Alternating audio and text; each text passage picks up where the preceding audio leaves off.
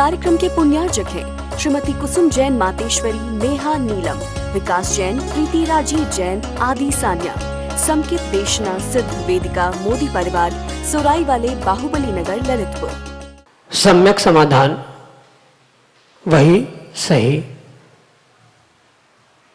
सम्यक समाधान वही जिसे हमारा मन कहे सही। और उस सही सम्यक समाधान को प्राप्त करने के लिए हम सभी अपने समीचीन विकल्प परम पूज्य मुनिश्री सुप्रभ सागर जी महाराज तक प्रेषित कर रहे हैं। और परम पूज्य मुनिश्री उनका आगमोक्त विधि से हम सबको सही सही सम्यक समाधान प्रदान कर रहे हैं। तो प्रारंभ करते हैं समीचीन विकल्पों का वह सम्यक समाधान। और आज का पहला विकल्प आष्टा मध्य प्रदेश से अनन्य गुरु भक्त परिवार डॉक्टर मगन जैन, श्रीमती चंदा जैन, डॉक्टर अंकित जैन, शिल्पी नन्दी परम पूज्य मुनिश्री के चरणों में सपरिवार त्रिकाल त्रिभक्ति पूर्वक कोटि कोटि नमोस्तु निवेदित करते हुए कह रहे हैं कि मेरे आराध्य गुरुदेव नमोस्तु भगवान। मेरा समीचीन विकल्प यह है कि भेद ज्ञानी के शुद्ध उपयोग के स्वरूप का चिंतन एक सामान्य अविरत श्रावक किस प्रकार से कर सकता है, उसका अभ्यास किस प्रकार से करे। हमारे समीचीन विकल्प का सम्यक समाधान करते हुए हमारा मार्गदर्शन करने की अनुकंपा करें। नमोस्तु महाराज जी, नमोस्तु। ये परम सत्य है कि जो भेद विज्ञानी निर्ग्रंथ मुनिराज होते हैं वो ही उस शुद्धोपयोग को प्राप्त करते हैं। जिस शुद्धोपयोग की भूमिका या जिस शुद्धोपयोग से वह श्रेणी चढ़ना, गुणस्थान चढ़ना या कर्मों की क्षपणा करना रूप ग्रहण किया, और उस शुद्धोपयोग के स्वरूप को भेद विज्ञानी के चिंतन को अवश्य रूप से एक श्रावक, अविरत श्रावक भी परिपूर्ण रूप से धारण कर सकता है, चिंतन में ला सकता है। और वह उस शुद्धोपयोग को इस प्रकार से चिंतन में ला सकता है कि धन्य है वे धरती के देवता, धन्य है वे दिगंबर मुनिराज कि जिनको साक्षात इतना उपसर्ग हो रहा है, या वह दंस मशक, नग्नता आदि इन 22 परिसयों को सहन कर रहे हैं। ये कैसे कर रहे हैं? तो उस बहिरंग रूप से जो उस परिसयों को सहन करते हुए भी अपने स्वभाव से, अपने रत्नत्रय से जो च्युत नहीं हो रहे हैं, उनकी उस वह भेद विज्ञानता के निमित्त से उत्पन्न होने वाली वह शुद्धोपयोग की ही दशा है। क्योंकि बहिरंग रूप से हम उन निर्ग्रंथ मुनिराजों के उस शरीर को, उनके पिछी कमंडल आदि आदि रूप को देख सकते हैं, पर भीतर के उनके शुद्धोपयोग का जैसा वो अनुभव कर रहे हैं वैसा अनुभवन श्रावक नहीं कर सकता। पर फिर भी वे शुद्धोपयोगधारी है, भेद विज्ञानी है आदि का चिंतन वह अपने ध्यान में, सामायिक में आदि आदि कर सकता है। जैसे पुराने या पुराणों में जो आजर भगवंतों ने उन निर्ग्रंथ भेद विज्ञानी मुनिराजों के विषय में बहुत सारे कथानक हमारे लिए प्रस्तुत किए हैं, उन कथानकों के बारे में सोचते हुए हम यही चिंतन कर सकते हैं कि देखो वे महामुनिराज ध्यान कर रहे थे और स्यालिन आकर उन्हें भग रही थी, शेर ने आकर उन्हें खा लिया, वह किसी मुनिराज को आग लगा दी, किसी ने आंखें फोड़ ली। ये जितना भी वह बहिरंग रूप से भेद विज्ञान को धारण करने वाले, परिसय, उपसर्ग आदि को सहन करने वाले जीव है, ये परिपूर्ण रूप से भीतर के उस शुद्धोपयोग के बलीभूत ही, यानी शुद्धोपयोग के निमित्त से ही इतने भेद विज्ञान को प्राप्त करने वाले हुए हैं। क्योंकि मात्र बहिरंग रूप से परिसय आदि सहन करने वाले तो बहुत सारे जीव हो सकते हैं, पर जिनके जिनके निर्वाण के विषय में हमने कथानकों में पढ़ा है, केवल ज्ञान, मोक्ष प्राप्ति आदि के विषय में पढ़ा है, वे कहीं ना कहीं उस भीतर के शुद्धोपयोग के निमित्त से ही भेद विज्ञानी बने थे। और उनका ही हम चिंतन करें कि वे कैसे आत्मा का चिंतन करते होंगे, कैसे इतने बहिरंग परिसय और अंतरंग क्षुधादि परिसयों को सहन करते होंगे, इसके लिए उन्होंने क्या सोचा होगा, वे कैसे चिंतन करते होंगे, वह आत्मा और जीव और उस शरीर से अपने आप को कैसे निर्लिप्त करते होंगे आदि का चिंतन करना ही उस सामान्य अविरत श्रमिक दृष्टि या श्रावक के लिए ही वह उनके शुद्धोपयोग का चिंतन है। ये परम सत्य है। जो उस शुद्धोपयोग को धारण करने वाले भेद विज्ञानी मुनिराज है, उस शुद्धोपयोग को वह श्रावक प्राप्त नहीं कर सकता, पर वह शुद्धोपयोग भी मैं भी प्राप्त कर सकता हूँ, मैं भी दिगंबर साधु बन सकता हूँ, मैं भी भगवान बन सकता हूँ, ऐसा चिंतन करते हुए वह शुद्धोपयोग तक पहुँचने का पुरुषार्थ अवश्य ही कर सकता है। और इसी प्रकार से उस शुद्धोपयोग के स्वरूप का वह चिंतन कर सकता है, पर वो भी परिपूर्ण रूप से परोक्ष रूप से ही चिंतन होगा। प्रत्यक्ष रूप से चिंतन शुद्धोपयोग का तभी होगा जब एक वह मुनिराज बनकर जीव अपने उस 6वें 7वें गुणस्थान को या उन स्थितियों को प्राप्त करेगा। पर यह भी आगम के परिप्रेक्ष्य में परम सत्य है। एक सामान्य अविरत सम्यक दृष्टि श्रावक भी भावना भाते हुए उस 4थे गुणस्थान में भी भावनात्मक शुद्धोपयोग को प्राप्त कर सकता है। 4थे गुणस्थान में वह शुद्धोपयोग जो 6वें 7वें गुणस्थान में मुनिराजों को होता है वह कतई नहीं होता, पर उसको मैं प्राप्त करूं, वह स्वरूप कैसा है, उसका आनंद कैसा होगा, वैसी ही शक्ति मेरे भीतर है। उसको प्राप्त करने की जो भावना भाई जा रही है, वह भावना ही उसके लिए वह परिपूर्ण रूप से उस शुद्धोपयोग को देने वाली हो सकती है। और उसके अभ्यास के लिए एक श्रावक को सतत ध्यान, सामायिक बहिरंग भले ही पूर्ण रूप से परिसह सहन नहीं कर पा रहे हैं, पर कुछ न कुछ भीतर सहन शक्ति बढ़ाने की, वृद्धिंगत करने की आवश्यकता है। उसके द्वारा ही वह वहाँ तक पहुँच सकता है। वह स्वाद शुद्धोपयोग का भेद ज्ञानी मुनिराज ही लेंगे, पर उनका स्वाद जैसे कोई मीठा खाने के बाद जैसा चेहरे बनने पर समझ में आता है कि इस व्यक्ति ने मीठा खाया है, तीखा खाया है, चरपरा खाया है या खट्टा खाया है, वह जो मुख में स्वाद ले रहा है वह चेहरे पे दिखता है। ऐसे ही उनसे उनके बहिरंग उस भेद विज्ञान या शुद्धोपयोग के निमित्त से जो शरीर में निश्चलता या स्थिरता आई है, उसके द्वारा अवश्य रूप से हम उसके शुद्धोपयोग का बोध कर सकते हैं, चिंतन कर सकते हैं और वैसा ही बनने का अभ्यास भी कर सकते हैं। यही आपके लिए सम्यक समझ। हनुमति हरसुले भाष्य महाराष्ट्र से परम पूज्य मुनिश्री के चरणों में त्रिवार नमोस्तु निवेदित करते हुए अपना समीचीन विकल्प रख रहे हैं कि महाराज जी, हमारे मंदिर में श्रावण शुक्ला चतुर्दशी से श्रावण शुक्ला पूर्णिमा तक भक्तामर का अखंड पाठ होता है। भाद्रपद शुक्ला त्रयोदशी से अनंत चतुर्दशी तक ऋषि मंडल का अखंड पाठ होता है। वैशाख शुक्ला चतुर्थी से शुद्ध पंचमी तक नमोकार महामंत्र का अखंड पाठ 24 घंटे का होता है। तो इसको करने से समाज और हमारे प्रत्यक्ष रूप से सहभागिता लेने से उन श्रावकों को क्या लाभ होता है, हमारे समीचीन विकल्प का सम्यक समाधान करने की अनुकंपा करें। नमोस्तु महाराज जी, नमोस्तु। स्तोत्र मंत्र आदि का एक बार पाठ करना यानी अचिंत्य फल को प्राप्त करना है। जो मंत्रों के और स्तोत्रों के भावों को समझते हुए परिपूर्ण रूप से विशुद्ध परिणामों के साथ द्रव्य, क्षेत्र, काल और भाव इन सबकी शुद्धि के साथ एक बार भी पढ़ता है तो वह बहुत सारे, या उसे अगर आगम के परिप्रेक्ष्य में कहे तो असंख्यात गुण श्रेणी कर्मों की निर्जरा करने के लिए वह पाठ, मंत्र, स्तोत्र आदि कार्यकारी हुआ करता है।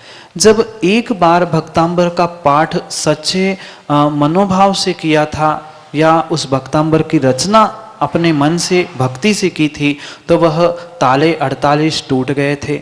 एक ही भाव स्तोत्र का अखंड रचना करते हुए पाठ जैसे ही वह वादिराज मुनिराज ने किया था, उनके शरीर का गलित कुष्ठ नष्ट हो चुका था। ऐसे एक क्या अनेक अनेक अनेक प्रकार से उन स्तोत्र आदि के निमित्त से आचार्य भगवंत उसके फल बताते।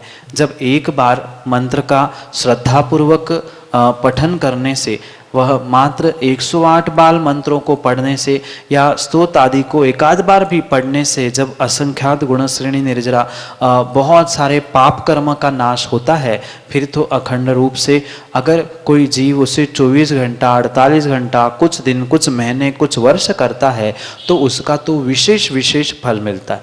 अगर किसी कार्य में आपको अखंडता चाहिए तो यह अखंड पाठ करने की परंपरा हमारे आगम ग्रंथों में प्राप्त होती है।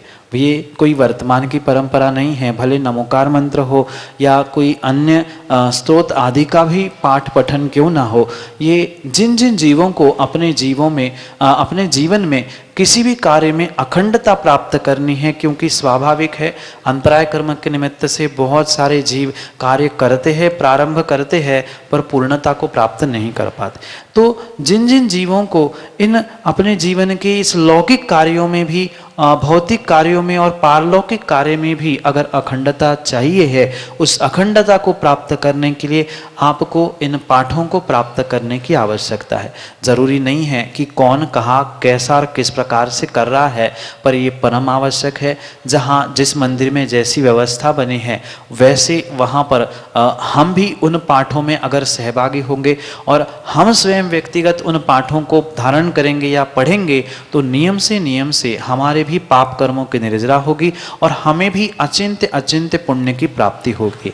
जब एक बार नमोकार मंत्र पढ़ने का, 108 बार नमोकार मंत्र पढ़ने का फल एक उपवास के फल के बराबर कहा गया है, फिर आपने अगर अखंड नमोकार मंत्र पढ़ा है और वो भी भाव विशुद्ध के साथ, शुद्ध भाव शुद्ध क्षेत्र द्रव्य आदि के साथ पढ़ा है, तो उसका बहुत बहुत अचिंत्य फल आपको प्राप्त होगा। इसलिए वह चाहे भक्तांबर हो या नमोकार मंत्र हो या किसी भी मंत्र स्तोत्र आदि का पाठ क्यों ना हो, वह परिपूर्ण रूप से करने से हमारे भावों की विशुद्धि, हमारे पापों की निर्जरा, पुण्य की प्राप्ति आदि अनेक अनेक फल उस पाठ से होते हैं और वह अखंड रूप से चलता है, तो उसका अखंडता का प्रतीक रूप वह हमारे कार्यों में, हमारे जीवन में प्रतिफलित होता है। यही आपके लिए सम्यक समाधान। महावीर जैन मड़वैया, भानपुर, उत्तर प्रदेश से परम पूज्य मनीषी के चरणों में बारंबार नमोस्तु निवेदित करते हुए अपना समीचीन विकल्प रख रहे हैं। महाराज जी, श्री मल्लीनाथ भगवान को श्वेतांबर परंपरा में स्त्री बताया गया है, परंतु स्त्री पर्याय में तो मोक्ष होता नहीं है, फिर श्वेतांबर परंपरा में मोक्ष कैसे होता है? हमारे समीचीन विकल्प का सम्यक समाधान करने की अनुकंपा करें। नमोस्तु महाराज जी, नमोस्तु। अविसिद्धि वत्त धरो जिन शासन होई तिथेरो, नग्गो ही मोक्ष मग्गो शेषा उम्मज्ञा सव्वे। बहुत अच्छी बात आचार्य भगवान कहते हैं, हमारे जिन शासन में साक्षात तीर्थंकर भगवान भी क्यों ना हो, पर वह किसी भी प्रकार से वस्त्र धारण करते करते मोक्ष को प्राप्त करते ही नहीं है। नग्गो ही मोक्ष मग्गो, ये नग्नता, ये दिगंबरत्व ही मात्र और मात्र उस मुक्ति का, मोक्ष का कारण है। अन्य कोई भी किसी भी प्रकार से वह मुक्ति का कारण हो ही नहीं सकता, क्योंकि ये सबसे बड़ा जैन धर्म का मूल सिद्धांत मानना होगा उस चरणानी योग का कि नवि सिद्धि वत्त धरो, वस्त्रधारी की कभी भी सिद्धि होती ही नहीं है। इस पंक्ति के द्वारा अगर हम फिर आगे की बात करें तो वह जो वस्त्रधारी है वह श्रावक की अवस्था में होने के कारण उस श्रावक की, वस्त्रधारी की कभी भी सिद्धि नहीं हो सकती। और इस अपेक्षा से जो उस वस्त्र को धारण करते मुक्ति को मान रहे हैं, उनके भी उस आमना के अनुसार वह, पहली तो बात, वह मुक्ति, सिद्धि, मोक्ष प्राप्त हो ही नहीं सकता। रही दूसरी बात, जो हमारे जैन दर्शन में ये मूलभूत सिद्धांतों में ग्रहण किया है कि स्त्री पर्याय की कभी भी मुक्ति नहीं होती, क्योंकि उसका पहला कारण है वह निर्वस्त्र दिगंबर मुद्रा को धारण नहीं कर सकते, और साथ साथ और भी उनकी उस स्त्री पर्यायजन्य कुछ ऐसी व्यवस्था है जिनके कारण से उनके परिणामों की विशुद्धि नहीं बनती, उनका गुणस्थान नहीं बनता। इस कारण से उनकी कभी भी मुक्ति उस स्त्री पर्याय से होना संभव नहीं है। जब भी मुक्ति होगी वह पुरुष भेष ही, पुरुष पर्याय भी धारण करनी होगी। कम से कम द्रव्य वेद रूप तो पुरुष बनना ही पड़ेगा, और साथ साथ वह दिगंबर भेष भी धारण करना होगा, तो ही जैन दर्शन, जैन मत के अनुसार वह भगवत्ता को प्रकट कर सकते हैं, मोक्षों को प्रकट कर सकते हैं, अन्यथा नहीं कर सकते। और इसी परिप्रेक्ष्य को मद्देनजर रखते हुए और इसी को समझते हुए अगर हम तत्वों का यथार्थ निर्णय करें तो हमें यही समझना होगा कि किसी भी प्रकार से स्त्री की मुक्ति नहीं होती, वस्त्रधारियों की मुक्ति नहीं होती। भले ही किसी ने मल्लिक कुमार को मल्लिक कुमारी के नाम से स्वीकार किया हो, भले ही वे स्वीकार कर रहे हो, पर वास्तविकता ऐसी नहीं थी। क्योंकि दोनों बातों से हमें समझना होगा, जो तीर्थंकर होते हैं वह होते हैं, होती नहीं है। क्योंकि जब भी तीर्थंकर बनेंगे वह पुरुष पर्याय से ही बनेंगे। वह भले ही भाव वेद उनका स्त्री क्यों ना हो, पर वह द्रव्य वेद से, यानी उनका शरीर पुरुषाकार ही होगा, वह स्त्री के आकार के हो ही नहीं सकते। इसलिए पहले तो ये बात वह मल्लिनाथ मल्लिक कुमारी थे, यह संकल्पना ही गलत है। और अगर संकल्पना करके उसकी सिद्धि कर रहे हैं तो वे ही अपने ही स्वयं के मत से ही, अपने ही बातों से खंडित करने वाले होते। क्योंकि कथनचित कुछ अंशों में वे इस बात को अवश्य स्वीकार करते हैं। अगर मल्लिक कुमार मल्लिनाथ भगवान मल्लिक कुमारी थे तो फिर बाकी भी जो स्त्री पर्याय में थे उनसे भी तीर्थंकर बनने चाहिए थे। वे ही अकेले स्त्री पर्याय से मुक्ति को प्राप्त करके अब तुम उन्हें पुरुषाकार क्यों मान रहे हो? फिर वहाँ भी जो प्रतिमाएं बनाई जा रही है वह भी पुरुषाकार की जगह स्त्रियाकार ही बनानी चाहिए थी, पर ऐसा नहीं है। और ये भी संभव नहीं है कि मुक्ति होते समय, दीक्षा लेते समय स्त्री पर्याय थी और मोक्ष जाते समय वो पुरुष आकार या पुरुष पर्याय को प्रकट कर गए, ये भी संभव नहीं हो सकता। जब भगवान को आप पुरुषाकार मान रहे हो, पुरुष रूप मान रहे हो, मल्लिनाथ कह रहे हो, तो फिर पहले वह मल्लिक कुमारी कैसे होगी? ये बहुत सारे प्रश्न तर्क अपने उठाए तो हमें ही समझ में आएगा कि ये वास्तविकता नहीं है। कहीं ना कहीं कुछ ना कुछ बातियों में कमी है, जिसके कारण से यह भ्रम उत्पन्न हुआ है। और इसी परिप्रेक्ष्य में यही निर्णय हमें करना होगा कि किसी भी प्रकार से स्त्री पर्याय से वस्त्रधारियों की मुक्ति नहीं होती, पुरुष पर्याय में भी वस्त्रधारियों की मुक्ति नहीं होती, और स्त्री और पुनः वस्त्रधारी दोनों की मुक्ति कतई संभव नहीं है। जो मल्लिनाथ भगवान थे वह पुरुष ही थे और राजा थे आदि। उनके मल्लिनाथ पुराण या महापुराण आदि के निमित्त से आप और उनके विषय में विस्तार से जान सकते हो। यही आपके लिए सम्यक समाधान। समीचीन विकल्प के लिए श्रीमती संध्या जैन, महाराजपुर, सागर, मध्य प्रदेश से ऑडियो मैसेज के रूप में हमारे सामने। श्री के चरणों में बारंबार नमस्तु। मैं संध्या जैन, महाराजपुर जिला, सागर, मध्य प्रदेश से बोल रही हूँ। महाराज जी, मेरा विकल्प का सम्यक समाधान करने की कृपा करें। महाराज श्री, मेरा प्रश्न यही है कि मंदिर में जो राखियाँ रखी जाती हैं वो क्या सूतक वाले या सोर वाले उसको बांध सकते हैं पैसे डालकर मंदिर में या नहीं? महाराज जी, मेरा सम्यक समाधान कीजिए। नमोस्तु महाराज श्री, नमोस्तु नमोस्तु। सबसे पहले तो ये बात हमें समझनी होगी कि मंदिर में राखी दरवाजे पर, टेबल पे, यहाँ वहाँ बांधना ये परंपरा कब से प्रारंभ हुई? किसी भी अगर आगम ग्रंथ को हम खोल के देखें तो वहाँ आपको कहीं भी नहीं मिलेगा कि मंदिर के दरवाजे पे जाके राखी बांध के आ जाओ, किसी टेबल को रक्षा सूत्र बांध लो, किसी को रक्षा सूत्र बांध लो। ये कहीं भी आगम की व्यवस्था नहीं है। क्योंकि जब भी उस रक्षा सूत्र आदि का कथन आता है वह परिपूर्ण रूप से रक्षा सूत्र का कथन आता है, राखी का कहीं भी कथन नहीं आता।